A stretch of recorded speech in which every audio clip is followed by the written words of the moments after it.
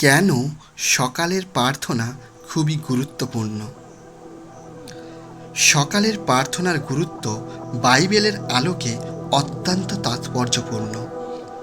সকালে প্রার্থনা করা একটি দৈনন্দিন অভ্যাস হিসাবে পালন করলে তা আমাদের জীবনে সুশৃঙ্খলতা এবং সুমহান আশীর্বাদ নিয়ে আসে। সকালে উঠেই প্রার্থনা করার মাধ্যমে আমরা দিনটি ঈশ্বরের হাতে সমর্পণ করি, যা আমাদেরকে শক্তি, সাহস এবং প্রজ্ঞা প্রদান করে।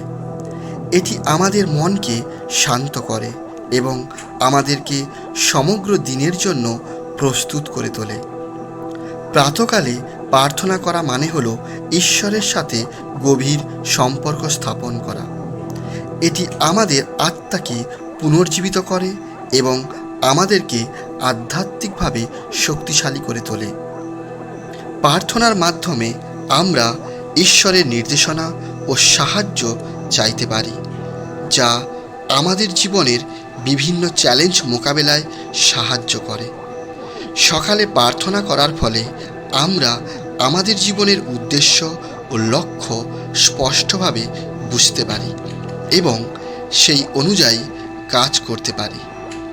সকালের প্রার্থনা আমাদেরকে ধৈর্য, সহানুভূতি এবং কৃতজ্ঞতা শেখায়। এটি আমাদের হৃদয়ে আশীর্বাদের অনুভূতি জাগিয়ে তোলে এবং আমাদেরকে সারাদিনের কাজের জন্য প্রেরণা দেয়। সকালের প্রার্থনার মাধ্যমে আমরা জীবনের প্রতিটি মুহূর্তে ঈশ্বরের উপস্থিতি অনুভব করি এবং তার আশীর্বাদের জন্য ধন্যবাদ জানাতে পারি। এটি আমাদের জীবনে শান্তি, আনন্দ এবং পূর্ণতার অভিজ্ঞতা এনে দেয়। সদাপ্রভু, প্রাতকালে তুমি আমার রব শুনিবে, প্রাতে আমি তোমার উদ্দেশ্যে প্রার্থনা সাজাইয়া চাহিয়া থাকিব। কিন্তু হে সদাপ্রভু, আমি তোমার উদ্দেশ্যে আর্তনাদ করিয়াছি, প্রাতে আমার প্রার্থনা তোমার সম্মুখবর্তী হইবে।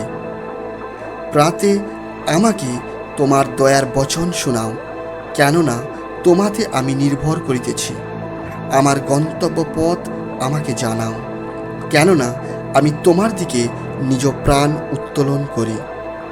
সদাপ্রভুর বিবিধ দয়ার গুণে আমরা নষ্ট হই নাই, কেননা তাহার বিবিধ করুণা শেষ হয় নাই। নতুন নতুন করুণা প্রতি প্রভাতে তোমার বিশ্বস্ততা মহাৎ।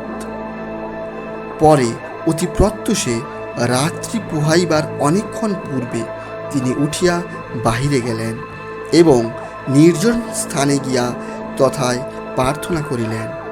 কিন্তু আমি তোমার বল কীর্তন করিব, তোমার দয়ার জন্য প্রত্যুষে আনন্দধ্বনি করিব, কেননা তুমি হইয়াছ আমার পক্ষে উচ্চ দুর্গ, আমার সংকটের দিনে আশ্রয়।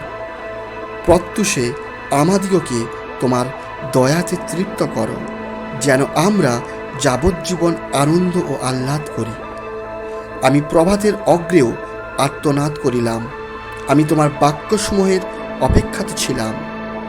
আর তুমি প্রাতকালে প্রস্তুত হইও, প্রাতকালে সিনয় পর্বতে উঠিয়া আসিও ও তথায় পর্বতশৃঙ্গে আমার নিকটে উপস্থিত হও।